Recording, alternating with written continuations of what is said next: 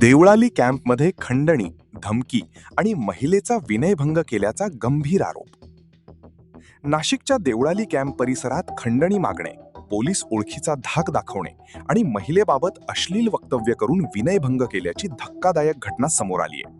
या प्रकरणी संबंधित व्यक्तीविरुद्ध देवळाली कॅम्प पोलीस स्टेशनमध्ये तक्रार दाखल करण्यात आली असून परिसरात मोठी चर्चा सुरू झाली आहे.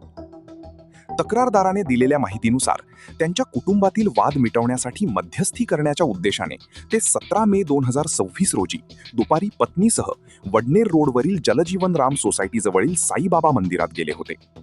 त्यावेळी तेथे विनायक म्हैस धुणे हा व्यक्ती भेटला. तक्रारदाराने आपल्या बहिणीने दाखल केलेली तक्रार मागे घेण्यासाठी समजूत काढावी अशी विनंती त्याला केली. मात्र त्यावेळी विनायक म्हैस धुणे याने देवळाली कॅम्प पोलीस स्टेशनमध्ये माझी चांगली ओळख आहे, PI देशमुख हे माझे मित्र आहेत, मला 10,000 रुपये दिले नाहीत तर तुला अटक करायला लावीन अशी धमकी दिल्याचा आरोप करण्यात आलाय. भीतीपोटी तक्रारदाराच्या पत्नीने त्याला 6,000 रुपये दिल्याचे तक्रारीत नमूद करण्यात आले. यानंतर संध्याकाळी पुन्हा साईबाबा मंदिराजवळ भेट झाल्यानंतर आरोपीने प्रकरण मिटवून देण्यासाठी आणखी 25,000 रुपयांची मागणी केल्याचा आरोप आहे.